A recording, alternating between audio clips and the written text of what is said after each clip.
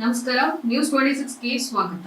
ಯಾದಗಿರಿ ಜಿಲ್ಲೆಯ ಹುಣಸಗಿ ತಾಲೂಕಿನ ಕರ್ನಾಟಕ ರಾಜ್ಯ ರೈತ ಸಂಘ ಹಾಗೂ ಹಸಿರು ಸೇನೆಯ ಚುನಪ್ಪ ಪೂಜಾರಿ ಬಣದ ತಾಲೂಕು ಮಹಿಳಾ ಘಟಕದ ಅಧ್ಯಕ್ಷೆಯಾಗಿ ಆಯ್ಕೆಯಾದ ಶ್ರೀ ಸಂಗಮ್ಮ ಗಂಡಶೇಖರ ರಾಜನಕೊಳೂರ ಅವರನ್ನ ಆಯ್ಕೆ ಮಾಡಲಾಗಿದೆ.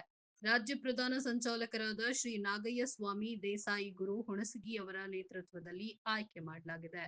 ಜಿಲ್ಲಾ ಕಾರ್ಯಾಧ್ಯಕ್ಷರಾದ ರಾಜಶಂಕರ ದೇಸಾಯಿ, ತಾಲೂಕು ಗೌರವ ಅಧ್ಯಕ್ಷರಾದ ಶಂಕರನಾಯಕ್ ಜಾಧವ್, ತಾಲೂಕು ಪ್ರಧಾನ ಕಾರ್ಯದರ್ಶಿಯಾದ ಅಮರೇಶ್ ಗೌಡ ಬಿರಾದರ, ಕೊಡೇಕಲ್ ಹೋಬಳಿ ಅಧ್ಯಕ್ಷರಾದ ದ್ಯಾಮಣ್ಣ ಗೊಜ್ಜಾಲ್, ರೈತ ಮುಖಂಡರಾದ ಮಲ್ಲನಗೌಡ ಅರಕೇರಿ ರಾಜನಕೊಳೂರ, ರೈತ ಮುಖಂಡರಾದ ಮಲ್ಲನಗೌಡ ಪಾಟೀಲ ದೇವಪುರ ಜೆ, ರೈತ ಮುಖಂಡರಾದ ಅಮಣ್ಣ ದೇವಪುರ ಜೆ, ರೈತ ಮುಖಂಡರಾದ ಬಸವರಾಜ್ ಜಡಜಲಿ ಬಲಶೆಟ್ಟಿಹಾಳ ಇತರರು ಉಪಸ್ಥಿತರಿದ್ದರು. ವರದಿ ರಾಜಕುಮಾರ್ ರಾಠೋಡ್, ನ್ಯೂಸ್ 26 ಕನ್ನಡ, ಯಾದಗಿರಿ. ಕರ್ನಾಟಕ ರಾಜ್ಯ ರೈತ ಸಂಘಕ್ಕೆ, ಕರ್ನಾಟಕ ರಾಜ್ಯ ರೈತ ಸಂಘಕ್ಕೆ. ಈ ನಮ್ಮ ಕರ್ನಾಟಕ ರಾಜ್ಯ ರೈತ ಸಂಘ ಹಾಗೂ ಹಸಿರು ಸೇನೆಯ ನಮ್ಮ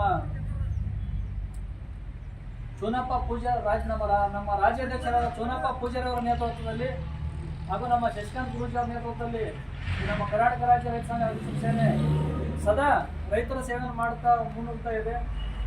ಈ ನಮ್ಮ ರೈತ ಸಂಘಟನೆಯ ಒಂದು ರೈತರಿಗೆ ಒಂದು ದಿನವೊಂದು ಕಾಲ ಒಂದು ಬೆಳಗಾವಿ ಜಿಲ್ಲೆ ಇರ್ಬೋದು, ಕರ್ನಾಟಕದ ಎಲ್ಲ ಜಿಲ್ಲೆ ಭಾಗದಲ್ಲೂ ನಮ್ಮ ಒಂದು ಕರ್ನಾಟಕ ರಾಜ್ಯ ರೈತ ಸಂಘ ಹಸಿರು ಸೇನೆಯಿಂದ ಒಂದು ಕೆಲಸ ಕಾರ್ಯಗಳನ್ನು ಮಾಡ್ತಾ ಬರ್ತಾ ಇದೆ, ಹೋರಾಟ ಮಾಡ್ತಾ ಇದೆ. ರೈತರ ಸಲುವಾಗಿ ನಾವು ಸದಾ 24 ತಾಸು ನಮ್ಮ ಸಂಘಟನೆ ದುಡ್ತಾ ಇದೆ.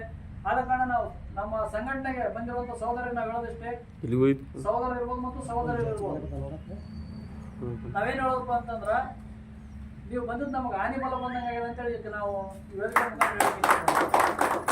ಯಾಕಂದ್ರೆ ನಮ್ಮ ಭಾಗದಾಗ ಸ್ವಲ್ಪ ಮಹಿಳಾ ಘಟಕ ಮಾಡೋದು ಭಾಳ ಕೊರತೆ. ಈ ನಮ್ಮ ಸಂಘ ಮಕ್ಕಳು ಬಂದಾರಂತ ನಮಗೊಂದು ಎಲ್ಲರೂ ನಮ್ಮ ಮಹಿಳೆಯರು ಎಲ್ಲ ನಮ್ಮ ಸಹೋದರರು ಬಂದದ್ದು ನಮ್ಗೆ ಭಾಳ ಖುಷಿಯಾಗಿದೆ.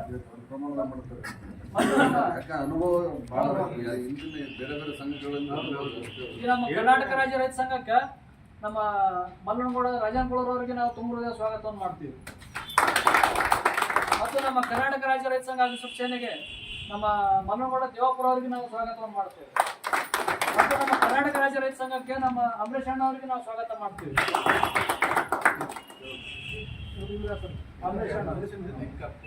ನಮ್ಮ ಕರ್ನಾಟಕ ರಾಜ್ಯ ರೈತ ಸಂಘಕ್ಕೆ ನಾವು ವೆಂಕಪ್ಪ ಅವರಿಗೂ ಸ್ವಾಗತ ಮಾಡ್ತೀವಿ.